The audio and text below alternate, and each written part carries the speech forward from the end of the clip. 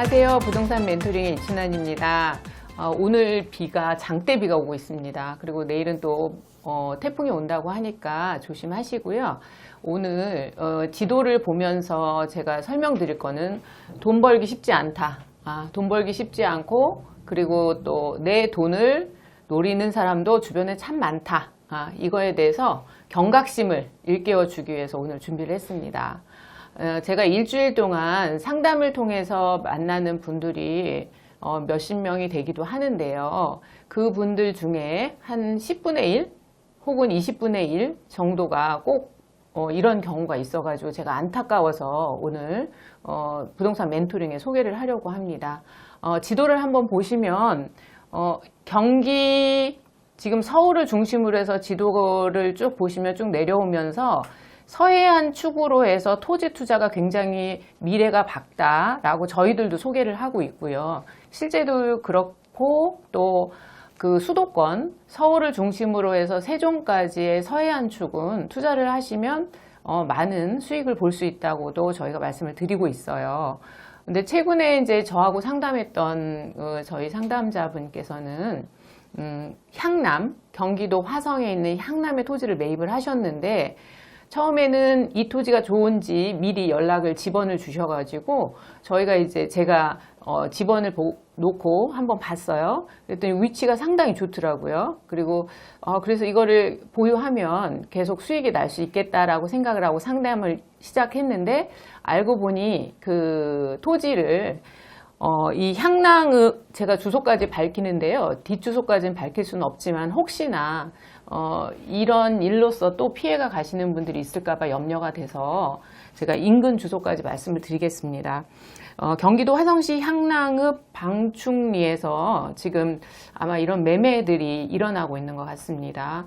그래서 이 토지를 저희 고객께서는 어떻게 매입을 하셨냐면 한 10평 정도 매입을 하신 거죠. 이 본 토지가 사실 제가 이제 등기사항 증명서를 뗐을 때는 전체가 약 한 1204평 정도 해당이 되기 때문에 본 토지를 가지고 계시면 도로도 나고 이렇기 때문에 상당히 좋겠다라고 해서 이제 상담을 해드리려고 했는데 결국에는 그분이 그 중에 일부 지분을 이제 매수를 하신 상황이었어요. 우리가 토지를 매입할 때 항상 꼭 확인해야 되는 것들이 중에서 가장 중요한 게 토지 이용 계획 확인원이에요. 그런데 매도를 하는 이제 우리가 보통 말하는 기획부동산에서 그것을 악용한 사례라고 볼 수가 있습니다. 지도를 보시면 지금 서해안 축을 따라서 저희가 평택 땅도 좋다고 항상 이야기를 합니다만은 평택 그리고 아래쪽으로 뭐 당진, 아산 뭐 다 추천을 합니다. 그리고 경기도 화성 쪽도 지금 상당히 토지 지가가 상승하고 있고 시흥 뭐 이런 것들도 다 상승을 하고 있는데 본 토지 같은 경우에는 주변에 아파트촌으로 둘러싸여 있는 토지이기 때문에 일반인들이 봤을 때 상당히 좋은 투자처이고 저희가 지도상으로 보거나 또 토지 이용 계획 확인원을 봤을 때 이 토지는 굉장히 상당히 좋다라고 판단을 했었어요. 그리고 토지 이용 계획 확인원을 저희가 한번 보니까 지금 이제 도로 계획선이 이렇게 잡혀 있기 때문에 제가 이제 주소를 오픈할 수는 없지만 도로 계획선이 잡혀 있기 때문에 도로를 접하는 면이 많아서 이 토지를 나중에 이제 개발했을 때 상당히 지가 상승이 높게 일어날 수 있겠다라고 판단을 했었어요. 그런데 막상 저희 고객분이 오셔서 상담을 하다 보니 이 중에 10평을 매입을 하신 상황이었습니다. 그래서 제가 좀 당황스러워서 등기사항 증명서를 곧바로 출력을 해봤는데요. 어떤 상황이었냐면 이 토지를 매도한 사람도 결국에는 피해자이고 매수한 사람도 피해자인 상황으로 만들어진 경우입니다. 지금 이 본 토지가 약 1204평의 토지인데요. 이 1204평의 토지를 작년에 2017년도 5월에 모 회사에서 약 305평을 매수를 했어요. 1204평 중에 305평을 매수를 했고 그 305평을 매수한 것을 가지고 분할 등기가 되어 있는 것이 아니라 지금 이 등기사항 증명서를 보면 토지를 매입하신 분들의 명단이 약 29페이지에 달하는 정도로 많이 있습니다. 그러니까 한 페이지에 매수자 명단이 한 5명, 6명이 들어가니까요. 결국에는 지금 이 300평이란 토지를 100명이 넘는 분이 매입을 한 경우예요. 그래서 지금 일일이 이분들한테 정말 다 연락을 해서 하고는 싶지만 제가 엄청 속상하고요. 이 토지 같은 경우에는 이 회사에서 기획부동산이죠. 이 회사에서 매입을 했을 때 2017년도에 305평을 매입을 할 때 평당 100만 원에 매입을 했고요. 그리고 이 100명이 넘는 사람들에게 평당 400만 원에 매도를 한 거죠. 그렇다고 분할 등기를 해준 것도 아니고요. 지분 등기를 해서 이 100명이란 사람이 그 100명이 넘는 분들이 300평을 해당되는 소유권을 가져가게 된 거죠. 그래서 이 본 토지를 제가 한번 그림으로 그냥 대충 그려봤는데요. 전체 토지는 1204평인데 A라는 분한테 일부 305평을 회사에서 산 거예요. 기획부동산에서. 그래서 이 기획부동산에서 산 토지를 약 100명이 넘는 분들한테 매도를 한 거죠. 그래서 요거는 이제 평당 한 100만 원 정도에 사서 이 각각의 사람들한테 모두 평당 400만 원의 매도를 작년에 했고요. 지금까지 한 거예요. 그렇게 되면 이 본소유자 분도 이 토지가 분할이 안 되어 있기 때문에 이 토지를 매도할 때는 거의 매도할 수가 없는 상황에 이르게 되겠죠. 왜냐하면 이거를 분할을 하려면 이 소유자들의 다 동의가 필요하고 이런 부분인데 지금 4분의 3을 원래 토지를 소유했던 분도 굉장히 난감한 상황에 닥쳤을 거라고 저희가 생각이 들고요. 여기 지금 305평을 한 100분이 넘는 분들이 지금 쪼개 가져가셨는데 제가 이거는 이해를 돕기 위해서 이렇게 모양을 그렸지만 실제 이렇게 구분되어 있지가 않습니다. 그냥 100명이 넘는 사람이 305평을 공유지분으로 갖고 계신 거예요. 공유지분으로 갖고 계시다 보니 내 토지의 위치가 지정되어 있는 것도 아니고 그래서 이 기획부동산에서는 말을 할 때 여기가 이제 아파트촌으로 둘러싸여 있는 아주 좋은 위치이기 때문에 제가 한번 볼게요. 제가 지도로 봤을 때 저도 좋은 위치구나라고 봤을 정도니까 일반인들이 봤을 때는 아주 좋은 위치라고 보셨을 것 같아요. 지금 이렇게 아파트 지도를 이렇게 보면 주변이 다 아파트로 둘러싸여 있는 지역들로 예정되어 있고 이쪽에 도로가 큰 도로가 납니다. 그렇기 때문에 많은 분들이 땅값이 굉장히 상승할 거라고 보고 있고 이 기획부동산에서도 이 토지가 나중에 어떤 부지로 활용이 되건 아니면은 다세대를 지어서 팔든 어떻게 분양을 하던 본인들이 이 매수한 소유자들과 같이 해서 시행을 하겠다 이렇게 말을 했다고 합니다. 그런데 100명이 넘는 이 소유자들한테 일일이 연락을 해서 어떤 시행을 한다는 게 과연 쉬운 일일지 제가 묻고 싶었어요. 물론 매수하신 분은 대출까지 이용을 하셔가지고 이 본 토지를 매수한 상황이었고 아차차 싶어서 주변의 부동산이나 이런 곳에 알아보시니까 이미 그 토지가 너무 비싼 가격에 팔렸다라는 것을 이제 인근 부동산에서 말씀하고 계셨어요. 이런 경우 같은 경우에는 좀 갑갑한 상황인데요. 많은 사람들에게 이제 우리가 성인이지 않습니까? 그러니까 성인에게 이 토지가 가격이 오를 겁니다. 그리고 앞으로 미래 가치가 높습니다. 라고 얘기하고 400만 원이라는 가격을 제시했을 때 많은 분들이 의심조차 하지 않고 계약을 했고 이제 와서 사기다라고 말할 수 없는 거죠. 왜냐하면 어떤 확정을 지어준 게 아니라 그럴 거다라고 예측을 한 상태에서 추천을 했고 그리고 이 매수하신 분들도 이쪽이 개발이 될 거다라고 생각을 하셔가지고 계약을 항상 되기 때문에 이게 500에 팔렸어도 혹은 600에 팔렸어도 내가 그거를 받아들이고 계약을 했기 때문에 이게 법정으로 간다 한들 이게 구제받기가 굉장히 어려운 상황인 거죠.